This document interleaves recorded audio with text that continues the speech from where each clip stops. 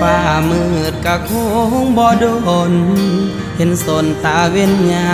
มเศร้าน้องเอ๋ยเศร้าสาอย่างเอาถ้าเขาบ่ฮักอย่าฝืนปิดสากอกน้ำตา